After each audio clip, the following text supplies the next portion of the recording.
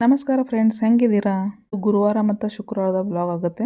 ಗುರುವಾರ ವರ್ಷದ ನಾಗರ ಪಂಚಮಿ ಹಬ್ಬ ಇತ್ತಲ್ಲ, ಹಿಂಗಾಗಿ ಬೆಳಗ್ಗೆ ಬೇಗ ಎದ್ದ ಕ್ಲೀನಿಂಗ್ ಕಸ ಎಲ್ಲ ಮಾಡ್ಕೊಂಡು ದೇವ್ರ ಪೂಜಾ, ಅಗರಬತ್ತಿ, ಧೂಪ, ಮಂತ್ರ ಶ್ಲೋಕ ಎಲ್ಲ ಅನ್ಕೊಂಡು ಆಮೇಲೆ ದೇವ್ರ ರಂಗೋಲಿ, ನಾಗಪ್ಪ ಬರೋ ದಿವಸ ಈ ತರ ರಂಗೋಲಿ ಬರುದ್ ತೆಗಿತೀವಿ. ಮರನೇ ದಿವಸ ಹೊರಗೆ ಹೋಗೋ ಮುಖದ ರಂಗೋಲಿ ತೆಗೆದಿರ್ತೀವಿ. ಎಲ್ಲಾರ ಕಡೆ ಒಂದೊಂದು ಪದ್ಧತಿ ನೋಡ್ರಿ. ನಮ್ಮ ಕಡೆ ನೈವೇದ್ಯಗಂತೂ ಉಂಡಿ ಚೂಡ ಎಲ್ಲ ಮಾಡಿರ್ತೀವಿ.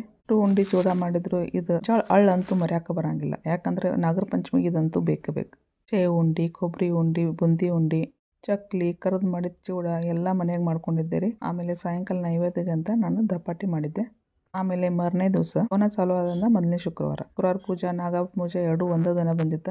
ಜಗಲಿ ಮೇಲೆ ಸಿಂಪಲ್ ಆಗಿ ಪೂಜೆ ಮಾಡ್ಕೊಂಡೆ. ಎರಡು ದೇವ್ರಿಗೆ ನೈವೇದ್ಯ ಹೇಳ್ದ ಊಟ ಮಾಡಿ ಹಿಂಗ ಸಮಾಧಾನ ಕೂತೀನಿ ಅಂದ್ರೆ ಒಂದು ಪಾರ್ಸಲ್ ಬಂದಿತ್ತು, ಅದ್ ನೆನಪಂತ. ಹಿಂಗಾಗಿ ಅದೆಲ್ಲ ಜೋಡಿಸ್ಕೊಂತ ಕುಂತೆ. ಜೋಡಿಸಿ ಕಾರ್ಪೆಂಟ್ರ್ ಅಣ್ಣನ ಕಡೆ ಎಲ್ಲ ಗಾಡಿ ಮೇಲೆ ಫಿಕ್ಸ್ ಮಾಡ್ಕೊಂಡೆ. ನೀ ಉಪ್ಪಿನಕಾಯಿ ಇಡಬೇಕಾದ್ರೆ ಸ್ವಲ್ಪ ಬೇಕಾಗಿತ್ತು.